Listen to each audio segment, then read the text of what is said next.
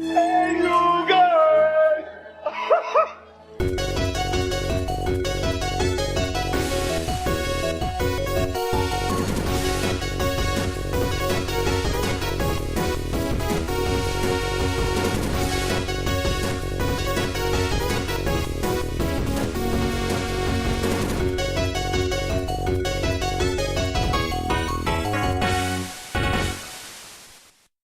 Welcome to the DG Podcast. This is episode 98, part B. We had a little technical difficulty, so we are re-recording. I would say it's mostly my fault, but... I don't know about that. I don't know that you could have prevented that. I don't know what it was, but something happened. Oh, good. I thought you were going all the way down. I'd have been fine. I could survive those falls anyway. That's good. I'm part ghost for some reason. Oh, that's right. The whole Wraith thing. Rhett's playing Shadow of Mordor while we're doing this. Because my attention is super 100% on the podcast. But the thing, to be fair, I mean, that's kind of why we were doing this, so we could play games and stuff while we were... I'm trying to play, or at least do stuff that's not super attention intensive anyway, so... Right. So, he's been playing Shadow of Mordor. He picked it up for the PlayStation a little while back. Anything else that's been going on recently for you? Haven't really played much Bloodborne in a while. I just barely got Shadow of Mordor for fairly cheap, too. It was like $20. And I originally intended on getting it for... PC? Well, I'd always wanted to get it for PC, like most games, before I got the PS4, but I got it for $20 because Best Buy was price matching like a $20 sale that Amazon was doing. Mm-hmm. And me and Jason ran in to try and get the game at the Best Buy out here. The problem with that is... I super failed this mission. The problem with that is the Best Buy out here didn't have a copy. So I had to go back online to order one, but going online to order one, well, it meant I had to pay like $3-4 in shipping. So I paid just a couple of dollars, had them ship it to store, which made me wait like a week and a half as opposed to 3 days, which was just stupid. But well, it's like I was telling him the other day. You'd think that if they're shipping it to the store, that it would come like next day or something. You know what I mean? You would hope. That just kind of seems to me that that's the way that it would work. Anyway, for me, not much has been going on recently. Been trying to play some simple games. Played a little bit of Battleblock Theater with my kids and stuff. Do you have the full version of that game? I have it for Xbox. My kids like it, and it was kind of weird. I mean, I have the full version of Castle Crashers for the 360. And my kids like to play that too, and it's by the same company. And we were... anytime they want to play Castle Crashers, I have to log in first. I have to turn on the game, and then I can log out. But as long as I was the one that initiated the game, they can play the full version. If they initiate the game, then they can only play the demo version. But with Castle Crasher, or with Battleblock Theater for some reason, I'm not sure exactly why it works this way, but I have the full version, and anyone that logs into the Xbox that it's on can use it. I don't know what the difference between this one and Castle Crashers is that makes the difference between the two, but... That's odd that it's, like, solely registered to your account. Yeah. I actually own Castle Crashers for the 360 as well as my PC, and since my 360 kind of went to crap, it's a good thing I own it for PC. Right. Anyway, we do have an email from Chance. Sweet. And now it's time for the Distracted Gamers Podcast listener emails, where Dr. Jason will paraphrase, eviscerate, and with surgical precision, remove all salient points from your feedback, leaving you sounding like a barely literate baboon. He My controller makes noises. I'm sorry, I can't do anything about it. I don't know why it went to that one. Anyway, Chance sent us an email. He said that he apologizes first off that he didn't get it out last week so that we could read it on the part A of the podcast, which is what we usually do. But he got home and his wife was having some back problems, and so he was doing his best to help her out with that. No, I get it. Nurse, working, back problems. You know, the funny thing is, Lindsay's got the most ridiculous back problems I've ever seen out of anybody. Like, you talk about back problems, but she literally has, like, a spine that just curves going out to one side. Well, no, she actually has an extra bone in her back. Really? That makes it so that her spine doesn't collapse on itself because it curves out towards one side. Uh-huh. Where it connects to the pelvis, there's an extra bone at the side connecting the spine and the pelvis together. And if that wasn't there, apparently the whole spine would collapse on its side. Wow. Which makes her less flexible, sort of bending to one side or the other. She's got serious back problems. Yeah, no kidding. Anyway, he says, fun fact, I give a super awesome back rub. Not that I plan to ever rub either of your backs. As a matter of fact, I solemnly swear that I will never, for any reason short of your lives depending on it, offer to deliver any sort of massage to either of you clowns. How dare you tease us like that? Say I do really good back rubs and then just rescind the possibility of ever getting one. Well, I quite agree with his sentiment here. He's like, even in the unlikely event that your lives did depend on it, I would still consider just letting you pass into the great beyond. Chance, I completely support your solemn promise there. And if it does come to me, depending on you to give me a back rub to save my life, please think very hard about just letting me die. Not that I don't like you, I just don't like people touching me. Just let me pass. Yeah. Rhett's getting mobbed here. Ooh. That's all the Batman thing. Jumping over people. Anyway. I'm just gonna leave. They're not fun anymore. So, he, over the weekend, I guess his in-laws decided that they were going to come over and make him clean up his yard. Well, it's not so much the help that in-laws give, which is always great, but the idea that on their own they decide they're just going to do this huge yard project without consulting you or getting you involved in any way. And then when they show up, you literally have to just put everything down and do basically what they want to do to your yard. Yeah. Which I think is kind of stupid. And, I completely get that. My in-laws do a lot for me and my family in the yard and things. They help me out quite a bit. But at the same time, it's like, maybe I didn't want to do that today, and maybe I want to do something different to my yard. Yeah, well, it's that one point where it's like, you have so little, any help is nice, but it just makes it so that you can't really go, well, I don't really want to do that, because now I have to accept everything, because you're being nice about it and junk. So I guess he doesn't really make his son do a lot of physical work, but his father-in-law had no such compunction, so his son was out there working with him. Oh man, you should make your son do loads of crap. Yeah, that's my parents did that. I was always that stupid kid when my dad was working in the car or something, where I had to hold the light. I was like, so I'm a glorified stand essentially. Pretty much. He said it was enjoyable in a weird way though. Oh, and her dad taught me some man stuff too.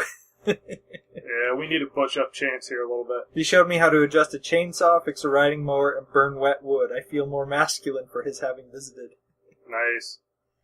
So, I mentioned that I had finished watching the Daredevil series, and I did, but I had watched it before the last podcast and finished, but Falgum the Amputator. It's a boss.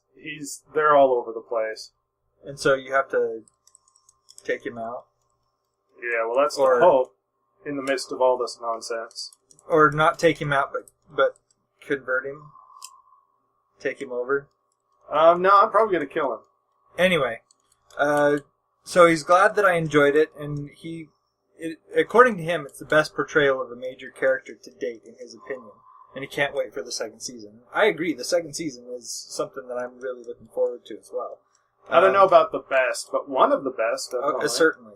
And we're trying to rehash this as if we hadn't done it already, but we both kind of talked about this in the Lost episode, and we both were, the mysterious Lost DG podcast episode that you'll never hear. We both liked the Captain America portrayal. We thought that one was much closer to who Captain America was than Matt Murdock. Fairly accurate. But Matthew Murdock's done really well. One thing I could say is, despite the fact that I have sort of difference of opinions on how the character should be portrayed, the actor does fairly impressive job of making you feel like he's blind and yet he can kind of see in his own right. Exactly. So, he says, tell Lindsay that he said congratulations on getting her yellow belt. He took Taekwondo, and yellow was the second belt for him. He says that Taekwondo is Korean for kick impotently, then run.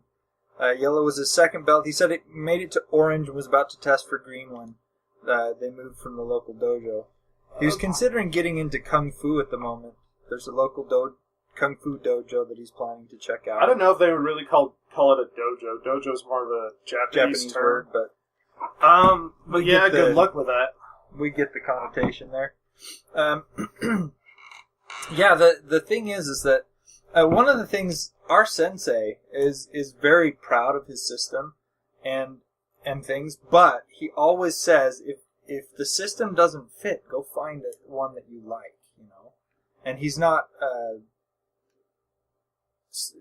worried about telling someone, if you don't like the way I do things, then Well, his old adage is, if at the end of a year you don't feel like you could fight any better, he'll give you your money back. Yeah. And the thing is that you want to be comfortable with whoever it is that's going to be your sensei. Or teacher, or whatever it happens to be. However they term that, because I know sensei is the Japanese equivalent. Anyway, we addressed in part A what we're playing, but he's going to tell us what he was playing. Uh-huh. He decided to take a palate cleanser from Dark Souls. And, Dark Souls, you get into it, and you get bogged down at a certain point, and you almost have to, take a break for a little while, and then go back to it later. Do something else before you... Sometimes, yeah, especially if it gets too daunting for you. Yeah. It is conquerable, Chance, I swear to you. But he decided that he'd pick up or play the Deadpool game. He got it for $8 at a pawn shop. Let's see. I seriously dig this game. It's brainless, sure, a little more than a mediocre button masher, but it's so funny and irreverent. I have to keep playing just to hear the next one-liner. And yes, I did delete some comments there. But I'm going to do that. I get to do that. Though I would say the comic is PG, the game is very rated R. The comic is not actually PG. Frequently it's rated R.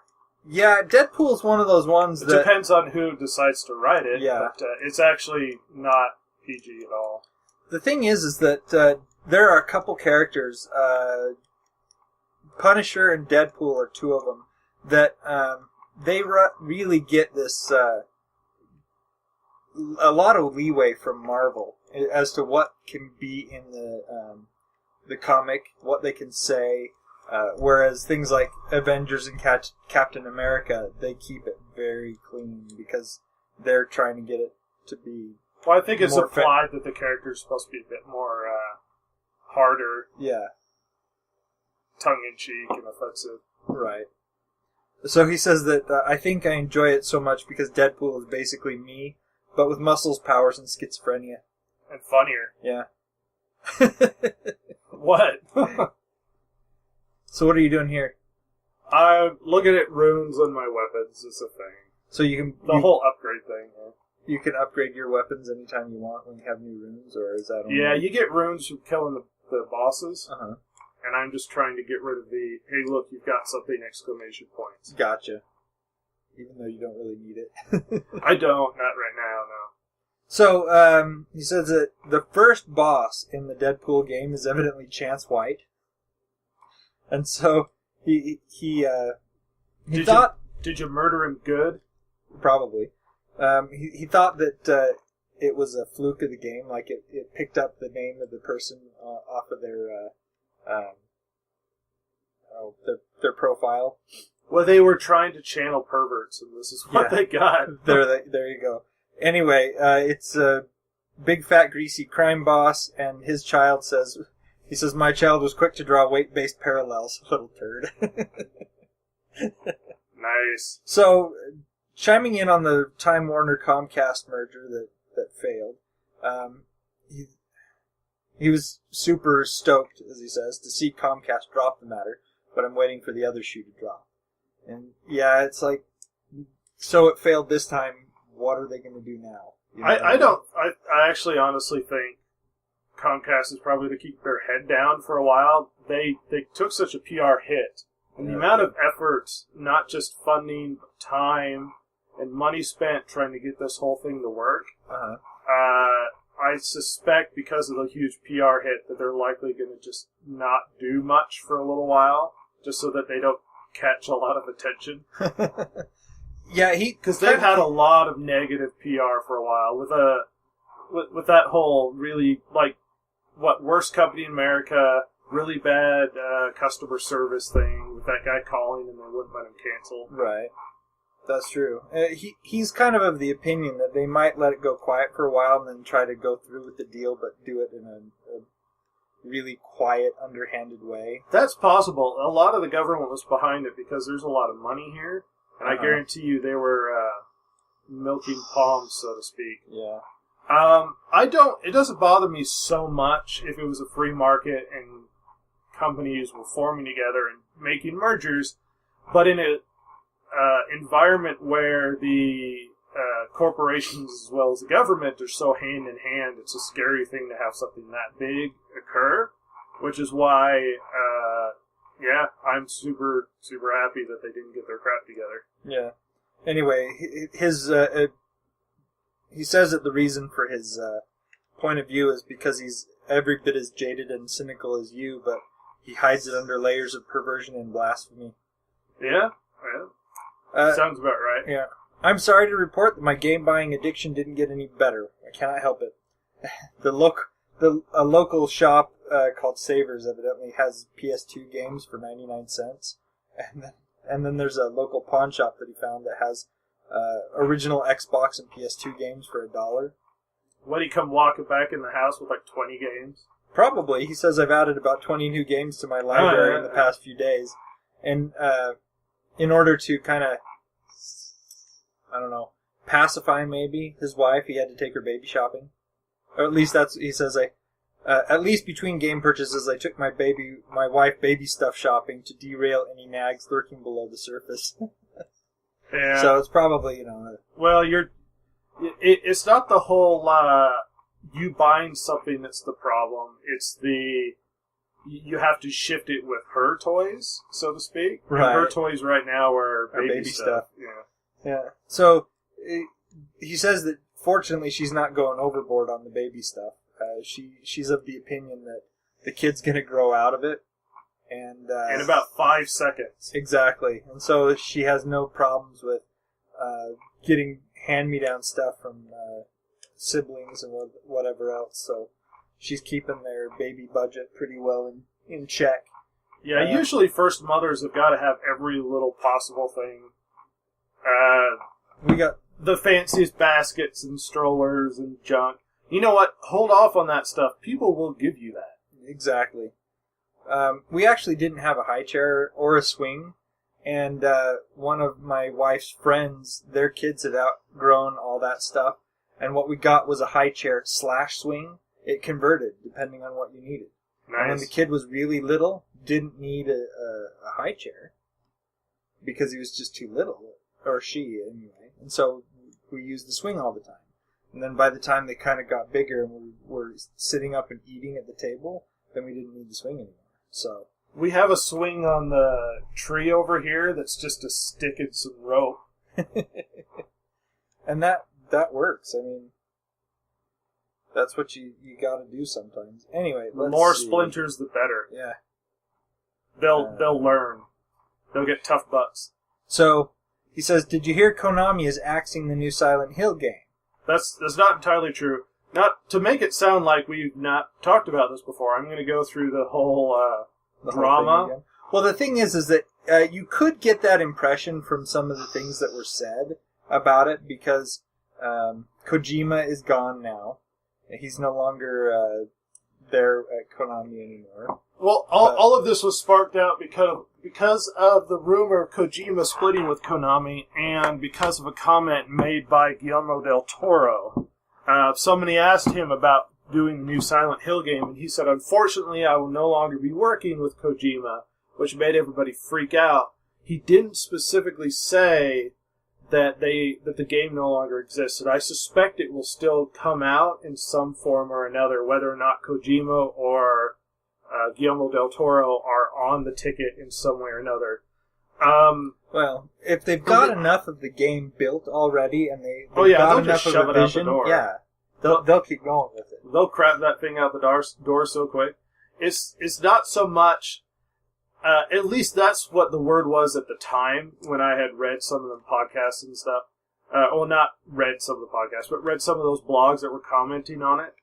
I haven't heard anything more from that, but from what most of the rumor is that he won't be working with Kojima anymore. Not necessarily that the game is canceled, or that he's no longer part of it, or that Kojima's no longer part of it, just they're not working together anymore. And my assumption is that Kojima's just off the project. Yeah. So I laughed when y'all ragged on Creflo Dollar. He's such a piece of crap. I have nothing but contempt for him, Austin, Meyer, and especially that piece of human excrement, Benny Hinn. My rule of thumb is if a preacher's on TV and preaching that God is going to grant all your desires, if you give your money to them, their faith is anything but Christian. Yeah. I made a comment on the Lost episode that there's actually a sect in Buddhism that specifically teaches you get stuff for being a good Buddhist. And when I say get stuff, they literally teach their people that they get material rewards. Which is weird for a sect of Buddhism. Is that glowing thing on the ground something you need It's to get? just arrows. Oh. Buddhism specifically is like anti-materialism. Oh, yeah. So why they would teach their... I mean, we're talking like literally, if you're a good Buddhist, you will get like free cars and stuff. Like they literally teach that. It's sort of an East Coast sect of Buddhism, but so be it. But it's not necessarily secluded to Christianity. That being said, I 100% agree that donating money doesn't make you get into heaven faster. Right. Well, donating money doesn't, yeah. But it's one thing to donate money, and it's another thing to have these preachers say, if you give us money, you'll automatically get into heaven. Sweet. You know? If that was all it took, I'd donate $10. It's like buying a ticket. Yeah. Anyway, so he says, "Oh, by the way, Pokemon doesn't make you gay. Poking men does. But that's just me." And You're such an adult, Chance. So classy every time he comes up with a new joke. See if I can't pick these guys off one by one. He says, and then he ends with a hashtag "Do not pee on my parade, Rhett," and hashtag "Kill Aunt May." You know what? Hashtag do pee on your parade, Chance.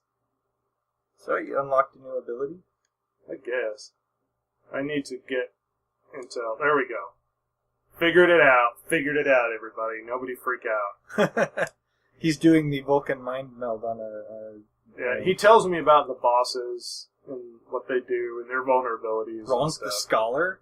And the best system in this game is they actually randomly generate these bosses and their facial features and what they can do and their defenses and the weapons they use and that sort of thing. So it's quite interesting. You never get the same darn guy every time. So, let's see. So that's the end of his email. I need to try to find this website real quick. 15... there's this list I found that does the Daredevil Easter eggs, and I wanted to go through it. And then we'll try to get to Chance's... let's see. There we go.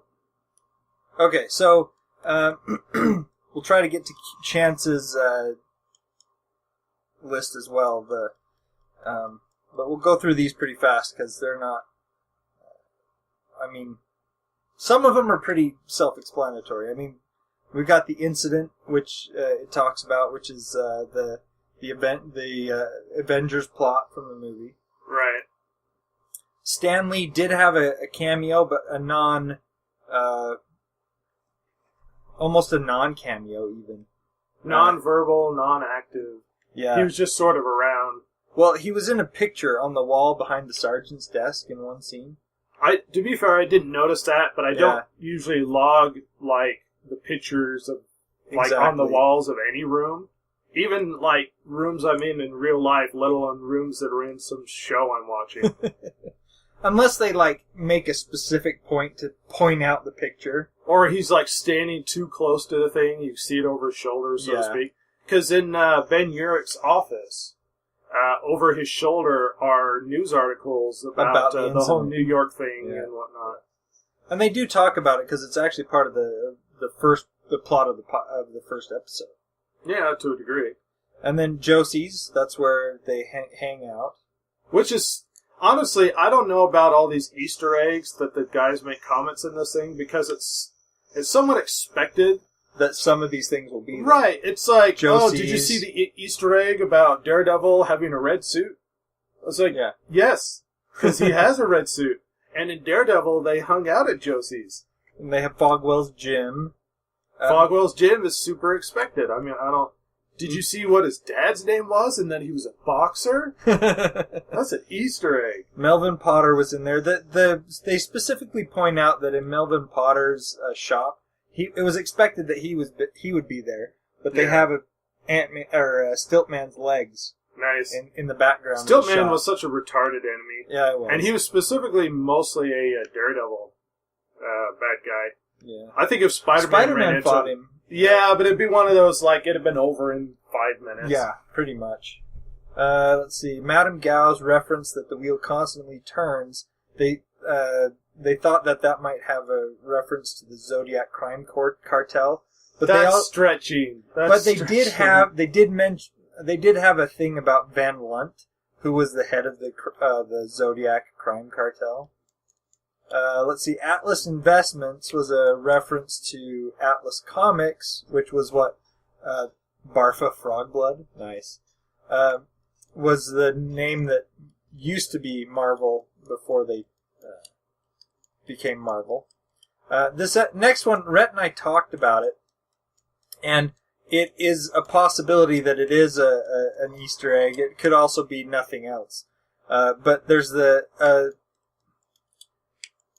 reference to Matt's Greek girlfriend when he was in law school.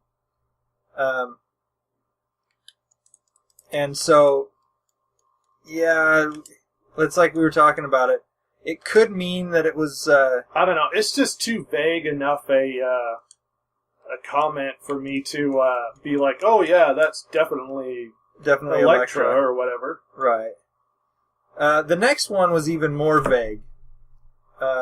And that's a reference to possibly Bullseye. Evidently the sniper had I don't 100% buy the Bullseye one, but... Yeah, it's one of those ones. Evidently it's like... he had a pack of playing cards in his bag, and so it's possible that could reference Bullseye, but the sniper was missing shots, so... the owl is in it, Leland Owlsley. Which is super cool. The owl is a huge bad guy in the Daredevil storyline stuff, so I'm not super surprised that he was there. Uh-huh. I thought he was actually played fairly well. Oh, yeah, I liked him. I especially liked how he was, trying to blackmail Kingpin at one point. He's like, and Kingpin just killed him anyway. Sorry, spoiler alerts, people. Good job, Jason. Madame Gao, they draw a reference between her and possibly the Crane Mother, and I can see where they're getting that from, because of a couple of other references. There's a reference to possibly Kunlun, which is something from the Iron Fist stuff, and also the Steel Serpent, who the Crane Mother works for. The Crane Mother works for the Steel Serpent, and we have the Steel Serpent, who is his symbol is on the heroin packets that you see throughout the show. There's also a reference to the Chaste, which is the opposite group to the Hand. Yeah, they are. Stick is one of them. Yeah, well, that would make sense because of Stick's presence in the show. Right. That the Chaste are sort of pimped out or commented on, at least. And evidently, the guy that had the scarred back was Stone. So. Yeah, I'm not super knowledgeable about the Chaste Hand stuff. I've read some of it, but it's sort of past my having read much of that. Right. And then there's also the I forget what his name is. But there's one fight where Daredevil fights against a red-clad ninja, and that's what the Hand looks like. Yeah, well, They're the Hand normally ninjas. were red-clad ninjas. So I actually did notice that reference, which I thought was pretty cool. And I wouldn't even call it an Easter egg because it looks like they're setting it up as a major part of the story. Right. So it's like, I mean, if they were teasing, maybe, but they're not. They're just super upfront about the fact that the Chaste are here and so are the Hand, and they're probably going to be a big part of this. The one thing as far as speculation as to what the Black Sky is the Black Sky. That's not in the comics, and so there's it is and it isn't, depending on what it actually is. What it ends up being, yeah. I have speculation, which I could get into. Well, the thing is that with the Daredevil and stuff, let's see if I found the right list. It looks like they're trying to tie in some of the other things that might be coming down the pipe. There's talk about what's it called? An Iron Fist and Marvel Defenders and some other stuff. Luke Cage. And all of those could be coming down the pipeline. And if they're doing that, then it's a good way to introduce. Well, they're coming. They definitely are. It's whether or not. It's when they're coming and how they reference a lot of these things. But right. we'll see what they put in there. Okay, so Chance sent us a link a while back to a list of the 11 most overrated games of all times. And so we're going to go through that.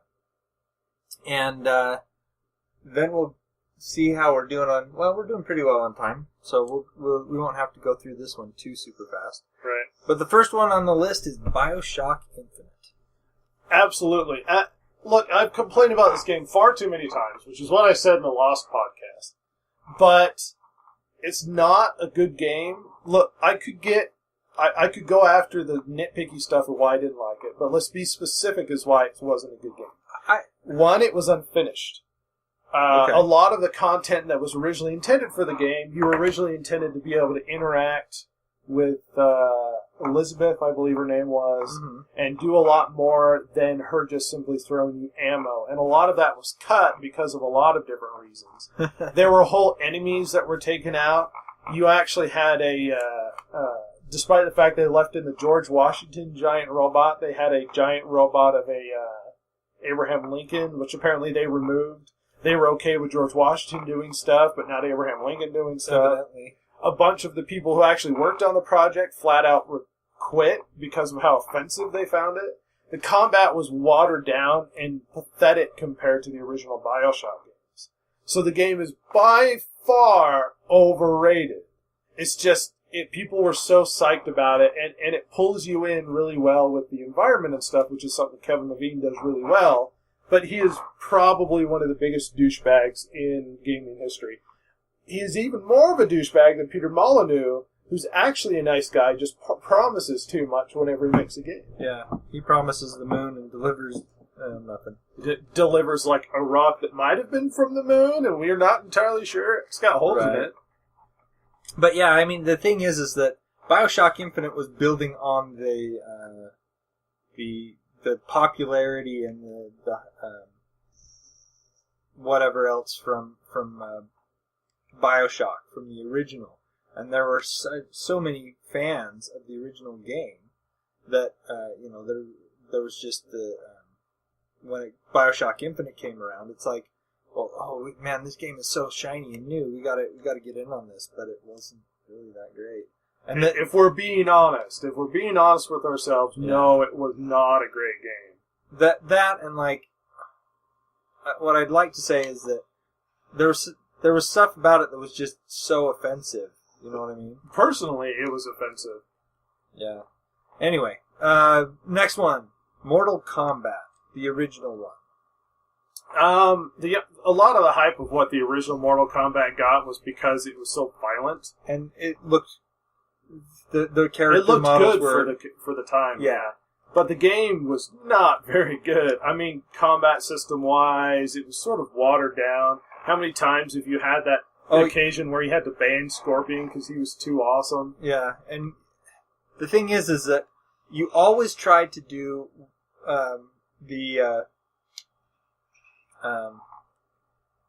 you're always trying to do the uppercut move.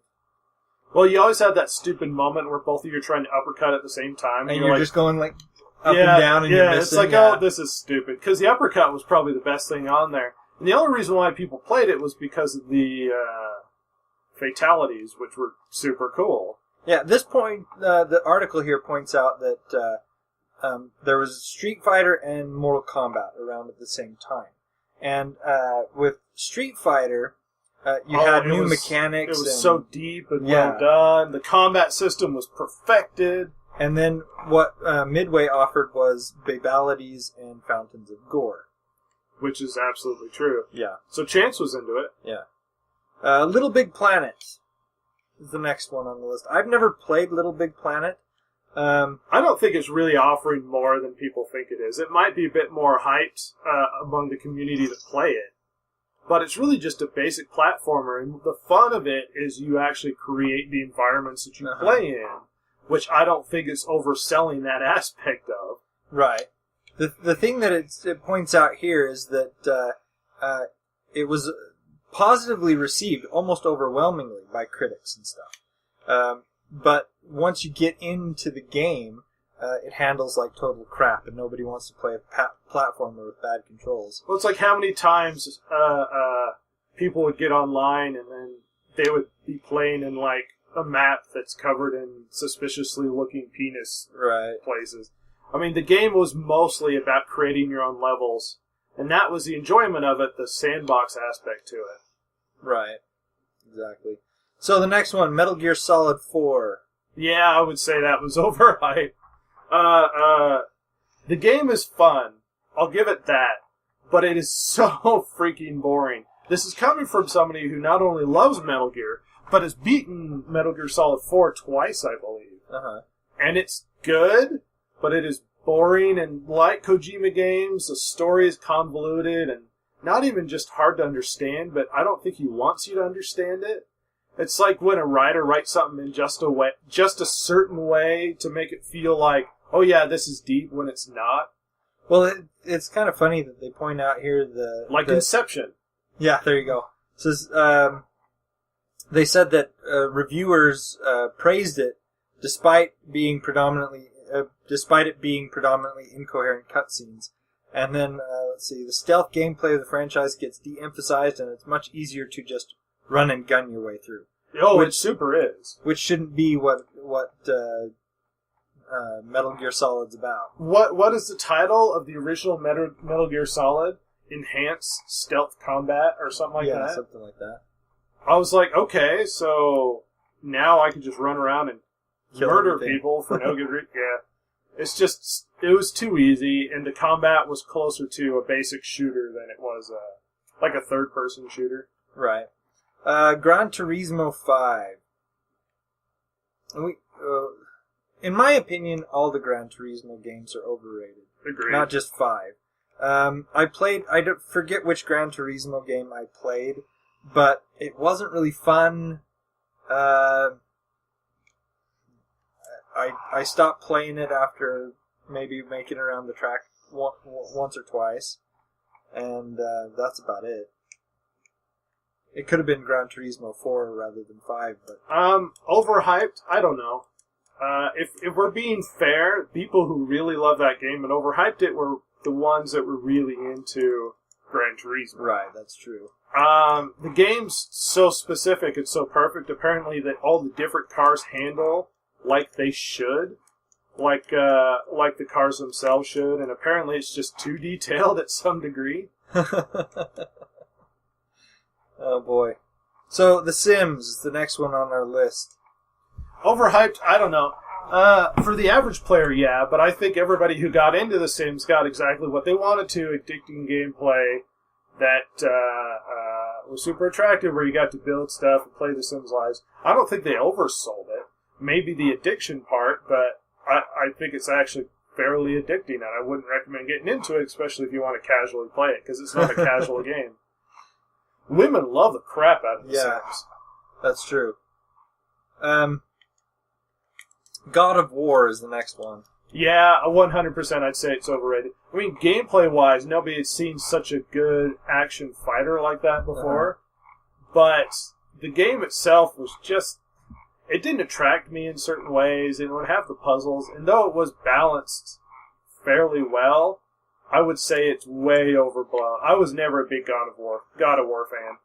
And Kratos just turned me off. It was hard to be into the game and into the character when the main character was just a douchebag. That's a piece of crap. He was a terrible person. You wanted him and to die. all of his problems in his life are his fault. Let's be fair, all of the problems that occurred in his life are directly his fault. That's funny. And it's stupid to assume otherwise. Well, let's see. Moving on. Legend of Zelda Twilight Princess. Evidently giving Link the ability to turn into a werewolf added nothing to the gameplay. No memorable not necessarily dungeons. Nothing. You had to be that for some... It probably could have been done better. Mm-hmm. It just wasn't exactly what everybody hoped it would be. Right, but it's a Legend of Zelda game, so everybody rates it highly because it's a Legend of Zelda game. I suppose I would say that's fair, that it probably is overrated, but it's not necessarily a bad game. It's a very good game. It's just not... It's probably overblown. It's not as good as it should have been. I suppose so, yeah, I'll agree. Okay, Grand Theft Auto 4. Yeah, but this is coming from a place of bias where I don't actually care for the Grand Theft Auto games. Me either. I could care less. I think that Grand Theft Auto 5 is probably just as overrated as Grand Theft Auto 4. I think what creates most of the attraction is simply the sandbox part of it. That is true. Being able to People play like in a to be big able to environment and do whatever you want to. Nobody cares about the campaign or the story. They just want to run around and kill Steal hookers. cars. Kill hookers, steal cars, run over cops. Yep. All of those things at the same time. So anyway, the next one on the list is Black and White. And we did mention Peter Molyneux before, and this is one of his games. Any Peter Molyneux game is probably overrated. Mainly because people get excited about the game or pulled into a game that doesn't actually produce what it promises. But ultimately, they like it because Peter Molyneux does create a degree of charm, a degree of fun whenever he makes these games. So It's just... he oversells rather than under. Yeah. And because of that, you have the whole problem of he says it's going to be this awesome game and you get an okay game instead. Well, they're not even just okay. Frequently, they're pretty good. It's just they don't change mankind. Like he... Yeah, says they they're don't going cure to. cancer. They just, create a fun experience. And perhaps he's asking too much. Hello. He's waiting for the orcs to come around the corner. Let's see. So, Black and White was a god game. You could run your world and whatever else, but at the what you got was a broken game, according to this. So, Broken, I don't know. It was sort of a mediocre strategy game, I would say. But what can you do? Yeah. So the last one on the list, and this one I can see why it's going to be on this list. It's Final Fantasy VII. I heard so much about Final Fantasy VII when it came out. People could not stop talking about it. People still don't stop talking about it. That's How many true. times have you gone online, just find guys with usernames with Sephiroth or Cloud in it, or something like combo of stupidity? Well, that and the other thing is, like, how many people want Square Enix to remake Final Fantasy VII? Everybody. Shoot, I want them to remake it simply because the biggest turnoff of Final Fantasy VII was the horrendous graphics, the Popeye arms and the just terrible polygons. Despite that, the game was great, and it was fun, and it it drew you in. It was really epic. It had a good feel to it. The characters were sufficiently cool, but the characters everybody talks about are like Red 13, and what's his bucket with the red jacket? Oh, right. Vincent. And if you those who they talk about Sephiroth, the bad guy. Nobody cares about Cloud because Cloud was kind of a boring, like, two-dimensional character. Yeah, no real personality, and nobody cared. He wasn't really fleshed out very well. The story was super convoluted. Have you seen Advent Children? Yep, I have it. Yeah. I liked how they kind of gave Cloud some more personality and depth in Advent Children. No. There's an ogre, and he's running from it for his life. I think they call it Karagors, and they're ridiculously dangerous to fight. You're just going to run I mean, back I could swing at him, but I don't think I'm going to do any damage. He's pretty mean looking, meaner than the orcs or the ogres that they had in the movie. You got a 1 on him.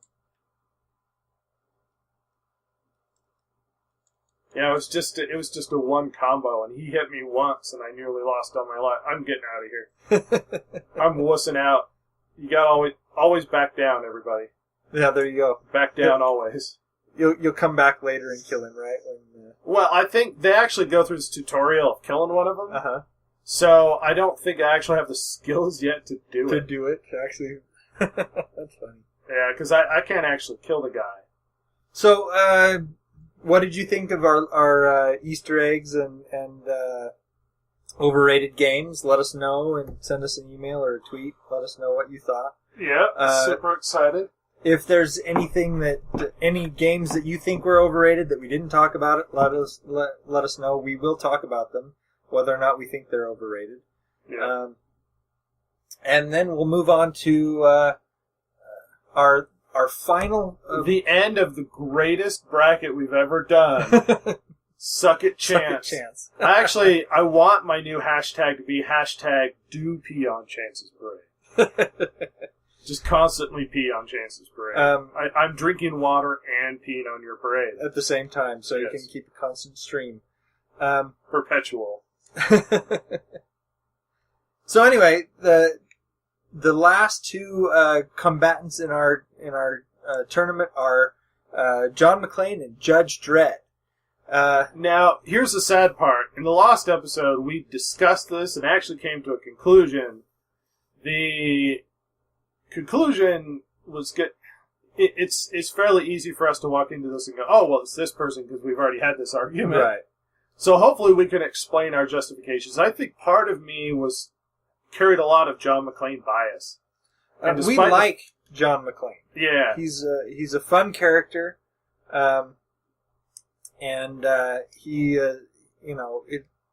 It's just, his movies are fun to watch, Right. John McClane is an unconventional person. He does what is unexpected. He tries to, he's really, I don't know what the best way to put this is. When he goes into a fight, he doesn't necessarily fight against everyone and take them all out at once. He's more of a divide and conquer kind of person. He does what he can to isolate his enemies and make it so that he can take them apart piece by piece, rather than trying to... Hey, look, he's peeing. That's awesome. He paid for it with his life. He's never going to do that again. No, literally. He won't. He learned his lesson the hard way.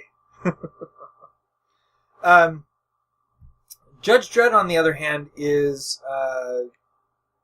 he is very straightforward. If we're being honest, super awesome. He's super awesome.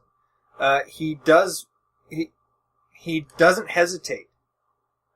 He looks at a situation and analyzes it as quickly as he can, and then makes split-second decisions. He's ridiculously just really good fearless, too. Yes. I mean, he'll run into situations where no one should win, and then he wins.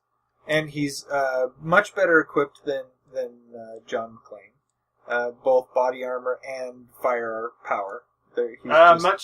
I think he's just better overall, skill-wise. Now, we've made the point before that John McClane, what he likes to do is, he's very much built around killing people in a one-on-one, whereas Judge Dredd is much more the, he goes in and he takes out whole groups of people. And he's not really built around just destroying one person at a time. And that could possibly give John McClane an edge in this fight. But at the same time... Got it. But at the same time, you got to take into account that Judge Dredd is just an awesome guy. And he's just super... I mean, I've seen him take out whole city blocks worth of gangsters. The guy is ridiculous. If anybody... And I made this argument last time we were on the podcast, but if anybody is like... If you had a Marine, and he was the epitome of what it means to be a Marine, he believed in the motto, he lived everything perfectly, he would... I mean, Judge Dredd is perfectly a judge. Right. He's everything a judge, exactly what they should be. And he's just, he's too awesome for us to be like, well, this. I think I just carried a lot of McClane bias, and I think you can argue your way into justifying at least a even fight. Whereas I think if we're being fair, Judge Dredd probably murders him fairly quickly. Well, I don't know about necessarily Judge Dredd murdering him quickly. I think that the fight would take a while, but I do think that Judge Dredd would succeed. Yeah, I agree. And Judge Dredd would come out on top in this combat situation. Not to belittle John McClane at all. He made it to the final round. Definitely to belittle John McClane. But he, of our combatants, John McClane and Judge Dredd made it to the final round, so, they were definitely good contenders for the title. Oh yeah, great action heroes who deserve to win. But when it comes down to it, there has to be a justification for a victory, and there has to be a reasonable argument, because this isn't about favoritism. This isn't about who our favorite is. It's about who would actually win. Exactly. Unlike many other lists of this kind. So, every other list of this kind. We've tried to do our best to give you a reason every time we've said somebody has won and somebody has lost. So, that's it for the podcast today. We're coming up on episode 100. 2 more episodes, and then we'll be at episode 100. I know, it's going to be so lackluster, nobody's going to freaking care. My hope is that everybody gets the word out, and we pimp the podcast to such a weird degree that people actually listen to episode 100. My hope is we can make it as fun as possible, so that it's exciting. My hope is that we're going to try and give away some things. They might not be super exciting giveaways, but it's what you're going to get on a free podcast with a cheap budget. So don't get all butthurt if we're not giving away, like, Grand Theft Auto 5 on the PS4. Or a PS4. Or a PS4. But hopefully we can get as many people listening as possible. If there's interesting things they want to talk about, if there's curious stuff, maybe we'll reflect on the last 100 episodes and talk about stupidity that has occurred. But we'll see what we can do to make it as fun as possible. And hopefully you guys can include others in the ridiculousness as well. Exactly. So get people to listen to us. Pour out the podcast. It can only make you more awesome. Or less and feel dirty. Well, it's contagious either way. Ew. The DG podcast venereal disease. Wash your hands after listening. Catch it. Or wash your ears. I think we've actually made that joke before. Catch it. The DG podcast. It's like leprosy, only funner. Well, anyway, that's it for this podcast. Hopefully it was as entertaining as the Lost episode, because you'll never hear from it again. Anything you want to add at the end here? Suck it, chance. I will pee on your parade every chance I can get. That's the way we roll. Yeah. Don't do anything lethally We're stupid. So street. Yeah. Thank you for listening to this week's episode of the Distracted Gamers podcast. If you like the show, follow Rhett and Jason, the world's two most lethally stupid internet personalities, on Twitter @DG Podcast, or check them out at www.thedistractedgamers.com. If you loved or hated what you've heard here, email them at thedistractedgamers.blogspot.com and share your feelings. Not that Jason will care, since he hasn't any, of course.